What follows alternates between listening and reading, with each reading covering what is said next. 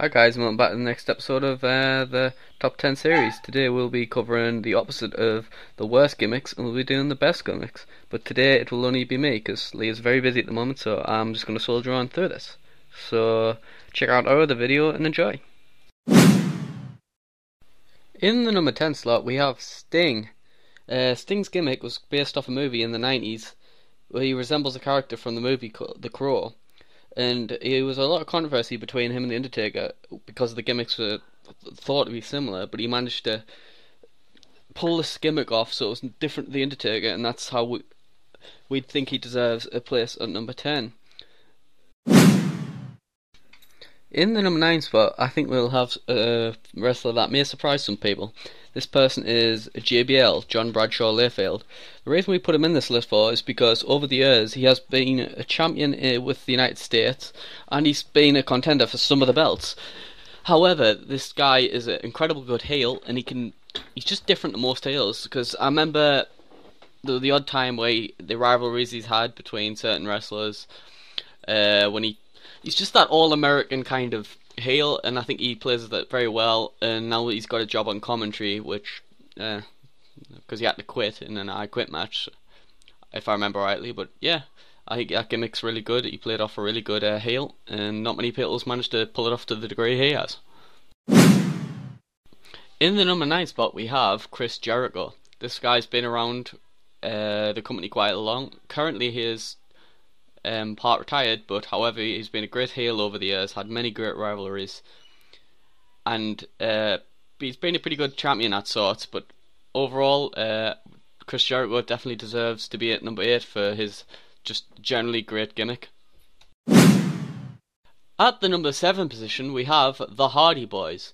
This one was a funny one because if you think about it, the gimmick wasn't there wasn't too much into the gimmick, but the gimmick they did do, the extreme gimmick, while they were together or single, the gimmick worked very well, and they are loved by the WWE fans and considered one of the best tag teams that WWE has produced, in my opinion. And in the number 6 position we have D-Generation X. There's many reasons for this, but it's simple. They've been around early in the WWE, well, WWF at that point. They've been in the later WWE, and they've always been a very entertaining group of people.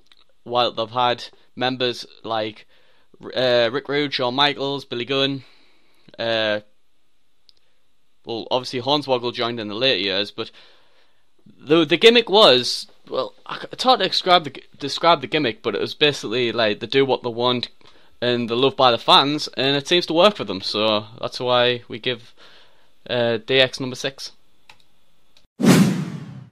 At the number 5 spot we have a relatively new tag team, which is the Wyatt Family. If anyone watches the WWE now, their gimmick is quite new, to be honest. You think it's been done before, but when you watch them, it's different than any other gimmick you've seen. When you hear Bray Wyatt speak on the mic, it's intense. That man knows how to cut a promo. I think the matches he's in at the moment is really good, but the gimmick is basically like he has a following. He's like a cult leader kind of thing. He's a passionate, intense man. He's a great gimmick. Personally, it's one of my favourite gimmicks, but there is other people on this list who probably deserve to be higher. So we place Bray Wyatt and the Wyatt brothers, the Wyatt family, at 5. In the number 4 spot we have Stone Cold Steve Austin, possibly one of the greatest personalities in wrestling. His gimmick was basically stick it to the man, stick it to the boss, does what he wants.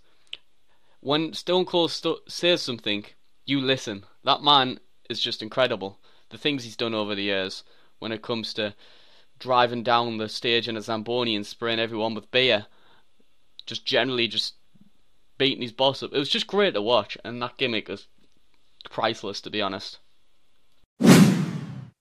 At number 3 we have my favourite wrestler of this generation, CM Punk. CM Punk's gimmick was obviously he laid the down on you, whatever he says. It's the truth. It's just straight edge. Everything he says is so straight to the point. He lays pipe bombs. He tells it how it is. The man is just the greatest thing ever. Non-biased. JK, just a little. At number 2, we have the master of gimmicks, Mick Foley. That man has been rebranded so many times, you quite literally think, wow, can that even happen? But it does happen, and he's pulled them off every time. You've got Mankind, you got Dude Love, you got Cactus Jack, you just got Mick Foley. Can't think of any others off the top of my head, but all great gimmicks. They all had different approaches, but personally my favourite was either Cactus Jack or Mankind. At the top spot we have technically two people, the Brothers of Destruction. The reason we put these together is because they're so similar in the gimmick. Well, they're not similar, they're different, but I think they should be together because they're too great. First you have The Undertaker. Like, he came onto the scene, like, I can't remember when, but it was like 97. He had like a kind of like just a funeral, like Undertaker, obviously. I think it's 97, but Undertaker, like an Undertaker gimmick. But then he rebranded himself with the American Badass, which was good. But then he went for the Dead Man gimmick, which that was really successful. And for me, I feel like the Undertaker is one of the best gimmicks, possibly the best. But obviously, this number one has been shared by Kane, and everybody knows Kane. He used to be the Masked Demon. He was scripted to be Undertaker's stepbrother in the in the stepbrother. He was scripted to be the stepbrother in a rivalry. They've had some great matches, and he got demasked. And he did have a bit where he went corporate Kane, and he wasn't that interesting. But I think when you think of Masked Kane, you'll always think of him as a great gimmick. So that concludes our list for the top 10 best WWE gimmicks. Make sure you check out the worst WWE gimmicks. Link will be in the description. And please leave comments on who you think should be in this list. Please, if you like the video, please hit like, because these videos sometimes take quite a while to do because of the research. But thanks for watching.